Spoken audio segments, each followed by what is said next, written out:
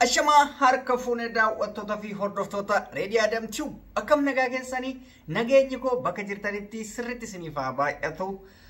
Egaan daawwattoota hordoftoota oduu gammachiisaa qabadhee isiniif dhiyaadheera. Gammachuu kana akkana waliin simattan abdii qaba. Kun anas si'is gammachiisa waan ta'eef baay'ee namatti tola. Egaan ajandaa kootti argina osoon tarin dura namoonni YouTube kiyya haaraa taatan namni haaraa dhuftan koota ana isissimata channel kiyya subscribe gochuudhaan maatii naataa namoonni maatii naataa tan immootu jaalalli kiyya isiniif haa baay'atu jecha. Egaan oduu gammachiisaadha baay'ee namatti tola. Oromoon gaafa waan akkanaa gaafa waan bashannansiisaa dansaa tokko godhee argame namatti tola jechuudha. Namuuyyuu dafqa isaan dhabuu jechuudha. Atamma waan tokko dalaydee gaafa gatii dafqa keetii dhabdu baay'ee tokko si aarsa jechuudha. Gaafa gatii dafqa keetii argatte mootu haamilee horatta. Fakkeenyaaf atamma mana madam keessa dalaydee madam kee ganzaba yookaan damooza kee mallaqa kee akka gaaritti siif baaste jennaan ati gammachuudhaan dalaydaa jechuudha. Biyya faa galtee mana madaamii saniitti deebitaa jechuudha. Namoonni tokko amma mana madaamii isuma duraa sanitti deebi'an maalirraa itti tolee sirriitti bakka dalagaan ta'ee fi mallaqa ofii akka gaariitti argattee hojiinis baalaansii yookaan immoo kan isin madaalu ta'e yeroo akka kana deebiteetini waan barbaadde hojjettaa jechuudha. Haamilee horattaa jechuudha. Maal jechuu barbaadetti waa'ee mana madaam dubbatu barbaade osoo hin ta'in akkuma fakkeenyaatti isinii fudhadha'eeni akkuma isin beektan guyyaa lama dura yookaan guyyaa tokko dura artist beekaman keekiyaa badhaadhaa sirba inni gadhiisen hanga ammaatti view 250 galmeessee jira. View gaariidha.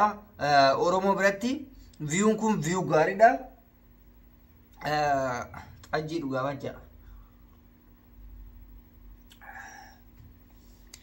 View gaariidha jechuudha. Baay'ee waan namatti toluuf garuu mootu garuu view gaarii haa ta'u iyyuu malee gatiin inni YouTube irraa guyyoota lamaan keessatti argate gatiin isaa baay'ee xiqqaadha. Baay'ee xiqqaadha. Fakkeenyaaf view kun 250 jechuun dolara 200 fi dolara 25 jechuudha.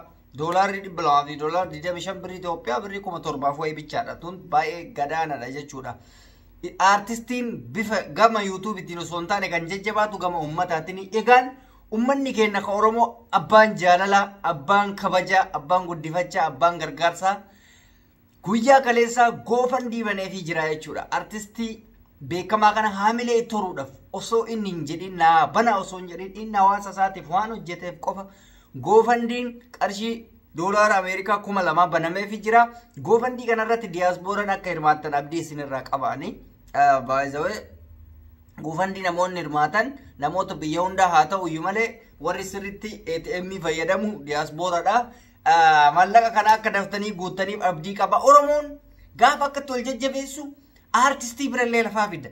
Artiin birallee hin baha jechuudha. Isuma keessa fooyyuu artiin cimee baha kana booda haamilee waan itti horaniif jechuudha. Amma inni naaguuraa hin jenne mallaqa kana.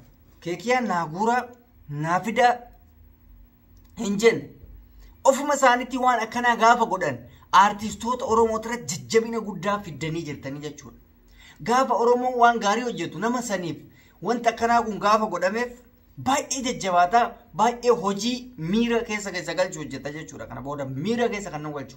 Fakkeenyaaf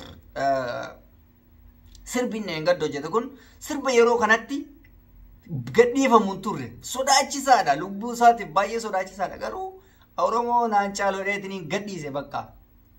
Oromoo naan caalu handhaaba kamiyyuu anaaf Oromoodha jedheetiniin gadhiise. Sirba baay'ee bareedaa sirba ergaa guddaa qabu. Baasuu qofa osoo hin taane gaafa Oromoon akka tol gargaartu immoo baay'ee nama gammachiisa jechuudha. Artistoota meeqatu lafatti hafe? Artistoota meeqatu abdii kutu? Artistoonni iddoo amma gama mootummaa waan isaan deebi'aniif maaliif? Gatii kun dhabameefi namni waan hojjetu keessatti bu'aa argatuu qaba beektanii. Muuziqaa baastee namni miliyoonii takka si ilaalee dolara 1000 argattu faayidaan kee baay'ee xiqqaadha jechuudha. Dolara 1000 jecha argatta. Miliyoonii tokko yoo si ilaale Oromoo keessa immoo miliyoonii tokko amata tokkotti si ilaala. Amata tokkotti dolara 100 bicha argatu maal si fayyada? Baay'ee tokko si aarsaa jechuudha. Kanaaf bifa amma gargaara gofandmee kanaan gaafa gofandmee jechuun gargaarsa onlaayinaati. Isin yaa galu namoonni hin beekne yoo jiraattan gofandmeen gargaarsa mallaqa hanga barbaadde ATM kee foormii guuttee maqaa keetti barreessite achirratti ergitaaf manuma kee teessee jechuudha osoo gara tokko hin deebiin isiniif galee kanaaf gargaarsa akkanaa kun oduu babal'atee baay'ee namatti tola. Ganama na dhoobessaarra maal jechuudha kaanallee na dhoobessa. Ani baay'ee gammadee fi silaa doolaara 5,000 tokko godhaniif natti tola ture. Doolaara Ameerikaa warri gofandme kana bane warra biyya alaa jiru. Kanaaf odoo 5,000 tachoosiisitaniif natti tola yookaan 3,000 toosiisaniif. Doolaara 2,000 jechuun qarshii Itoophiyaatti qarshii gara 80,000 wayiitiin ta'a. Bareedaadha. Gaariidha garuu qarshii 6,000 inni irra argatee oole sanirra tana wayyaaf akkasitti sirbaan gas ga'uu san baase dafqa isaatu hin deebistuuf hunkaan ka qabsootti jajjabeessituriisi. Mallee inni baay'ee xiqqishuudha. Mallee inni yuutuubiin bar nama akka sirritti viyuu guddaa qabu malee ji'atti viyuu miiliyoonota qabu malee namoota 100,000 fi 10,000 5,000 tanaaf mallee inni reegu maallaqa salphaadha. Fakkeenyaaf nuti amma viidiyoo guyyarraa gadi dhiifna.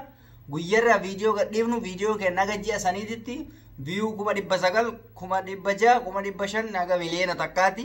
Isirratti maallaquma xiqqoo argattaa jechuudha. Doolaaruma 900 kuma yookaan 500 300 700 fa'a akka ati hojjettetti sanuu ji'atti ilaal guyyaa takkatti miti.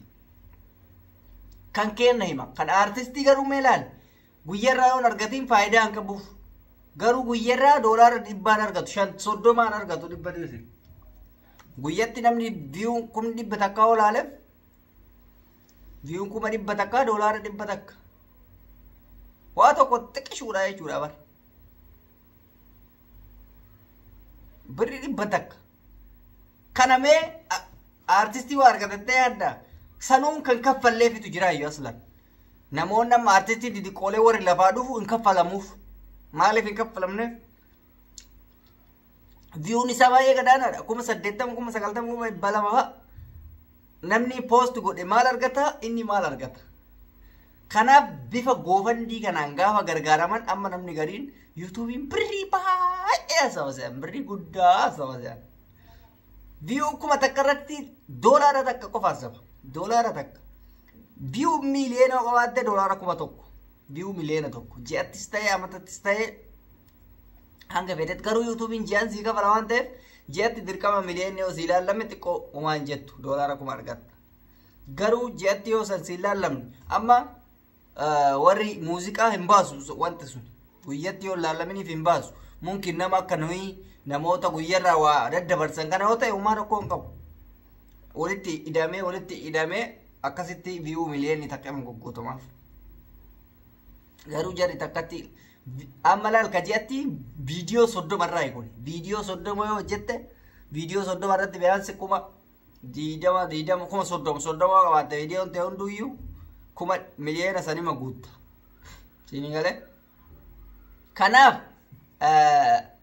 yuutuubiin artistoota hin guddisuu jechuu barbaadeetti ispoonsar barbaada artistiin nama ispoonsara isarraa ta'uu barbaada abbaa qabeenyota barbaada nama haamila isa jajjabeessu koonsartii adda addaa irratti maallaqa affeeramuu isa barbaachisa malee yuutuub irra waanuma miliyoonara ta'u isinitti fakkaateen warra amma fiilmii hojjetu kana warra Habashaa warra Itoophiyaa kana warra artistii guguddaa kana warra amma qabeenya qaban koonsartii adda addaa irraa fayyadaman malee ispoonsara irraa fayyadaman malee waa yuutuub irraa argatanii sa'ina sanuu odoo yuutuubiin mataa isaa ta'e homaa rakkoon qabu yuutuubii dhuunfaa isaa ta'e hanga amma isiniin jedhee doolaara 1,000 illee argate faayidaa isaa qaba birrii Itoophiyaa 36 akkas waan ta'eef 40,000 qabeef bareedaadha silaa odoo ka isaa ta'e garuu ka isaatti miti ka namni artistiin Oromoo ka qabu baay'een hin jiru nama takka lama akkas Saaliyaa fa'a kana waan ta'eef akkasitti beekuu fi qabdanii jajjabeessaa